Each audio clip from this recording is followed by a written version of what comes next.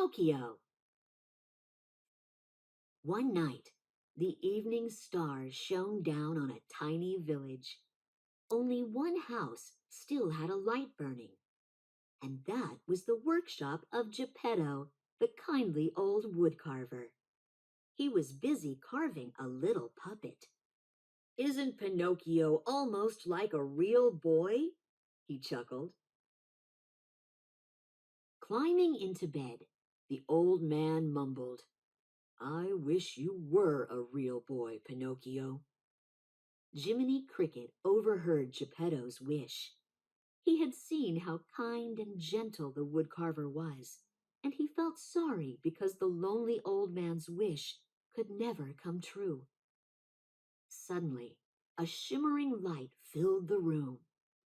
Then a beautiful lady dressed in shining blue appeared. She raised her wand and said, "Wake, Pinocchio. Skip and run. Good Geppetto needs a son." Pinocchio blinked his eyes and raised his wooden arms.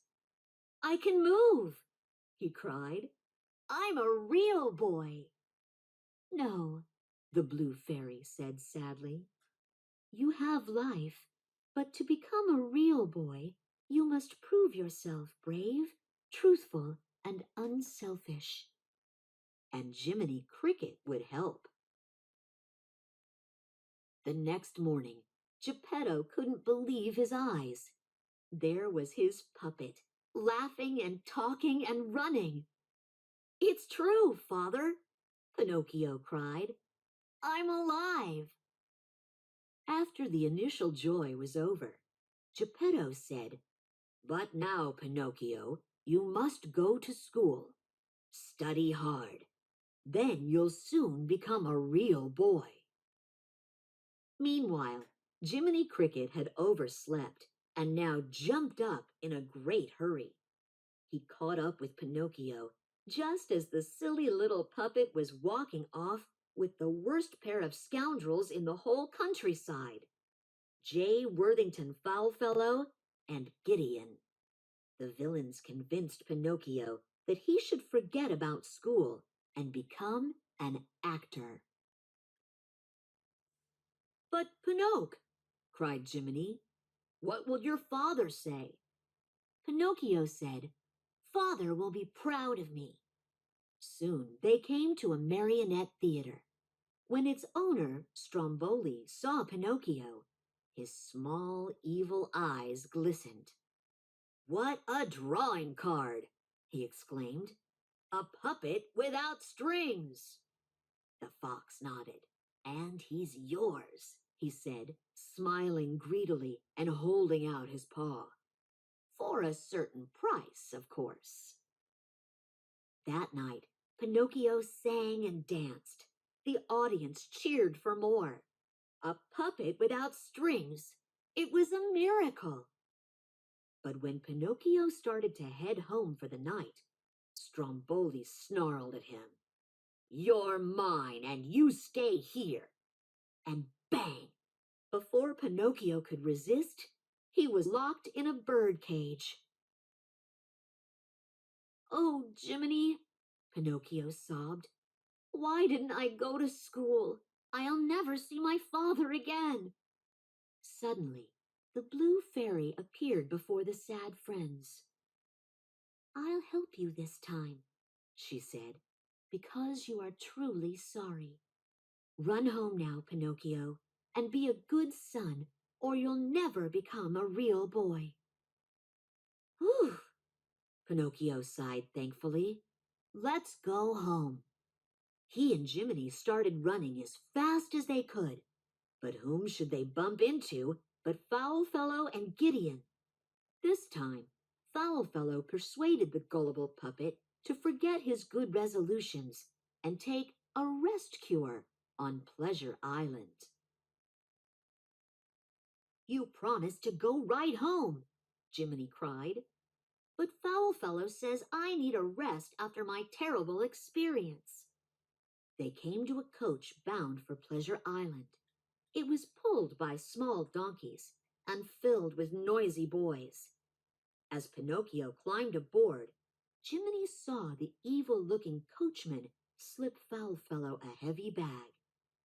Again, the fox had sold Pinocchio. After boarding a ferry, the coach docked at Pleasure Island. Here, streets were paved with cookies, and fountains spouted lemonade. Pinocchio soon made friends with a young bully called Lampwick, who was always in the middle of mischief. Jiminy was not happy. He shouted at the puppet to go home. "Don't tell me you're scared of a beetle," Lampwick snickered. Jiminy was about to march off when all of a sudden Lampwick and Pinocchio groaned. The boys were sprouting donkey ears. "It's donkey fever," whispered Jiminy, horrified. "You were lazy, good-for-nothing boys, so you're turning into donkeys." They quickly dashed through the streets. As they rounded a corner, they saw the coachman herding a bunch of braying donkeys, many of which still wore boys' hats and shoes. Pinocchio and Jiminy managed to climb up the wall surrounding the island, but Lampwick had already turned into a donkey. There was nothing they could do. With a lump in his throat, Pinocchio followed Jiminy and dove into the sea to escape. They had a long, hard journey home. By the time they came to the village, it was winter. They hurried to Geppetto's door and pounded on it, but the house was empty. Just then, a gust of wind blew a piece of paper around the corner. "Hey, Pinocchio!" Jiminy exclaimed. "It's a letter." "Dear Pinocchio, I heard you had gone to Pleasure Island, so Figaro, Cleo, and I started off in a small boat to find you. Just as we came in sight of the island, out of the sea rose Monstro, the giant whale. He opened his jaws. In we went. Now, dear son, we are living in the belly of the whale. But there is very little to eat here, and we cannot exist much longer. So I fear you will never again see your loving father, Geppetto." For a while, they were both silent, too sad to speak. Then Pinocchio stood tall and said, "I am going to save my father." Just then, a dove wearing a golden crown appeared. "I will take you," she said. "Climb on." Then she spread her wings and flew until they reached the seashore. Pinocchio and Jiminy did not know that the dove was the blue fairy in disguise, and that it was she who had brought them Geppetto's letter. When the dove was out of sight, Pinocchio tied a big stone to his donkey tail. Then he and Jiminy leaped off the cliff into the ocean below. As soon as they reached the sandy bottom, Pinocchio scrambled to his feet. "Come on," he said. "Let's find Monstro." "We'll never find him," muttered Jiminy. "We're probably looking in the wrong ocean." Jiminy was wrong. Very near them floated the whale they were looking for, fast asleep. Inside the whale was Geppetto. He had set up a crude home from the ships the whale had swallowed, and every day he fished in the whale's belly. But now that Monstro was sleeping, no fish came in.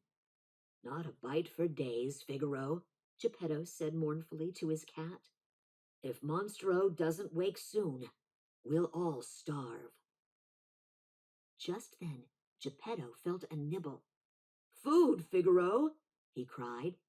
But when the catch was landed, it was only a cookbook called How to Cook Fish. It was a solemn moment. All felt that the end was near. And then the whale moved. Monstro gave an upward lunge, and through his jaws rushed a wall of water. With it came fish, a whole school of tuna. Pinocchio saw Monstro coming at him. He held onto a fish and was eaten too. Soon Geppetto was pulling fish after fish out of the water. He was so busy, he almost didn't notice Pinocchio getting pulled on board. "Oh, my own dear son," he exclaimed. "Is it really you?" They were thrilled to see each other again. Now, if they could only get out of the whale. Pinocchio had a plan. The puppet set fire to a pile of crates. As the fire began to smoke, they jumped onto a raft. Soon, the whale gave a monstrous sneeze. Out went the raft, past those crunching jaws, into the open sea. But they were not yet free. The angry whale plunged after them and splintered their frail craft. Geppetto was sinking. "My son, save yourself," he cried. But the brave puppet kept him afloat as giant waves swept them toward the shore. Geppetto lay on the beach, gratitude filling his heart. And then he saw Pinocchio lying beside him, still, cold, and pale. The old man was heartbroken. Geppetto gathered poor Pinocchio into his arms and headed home. Then he prayed.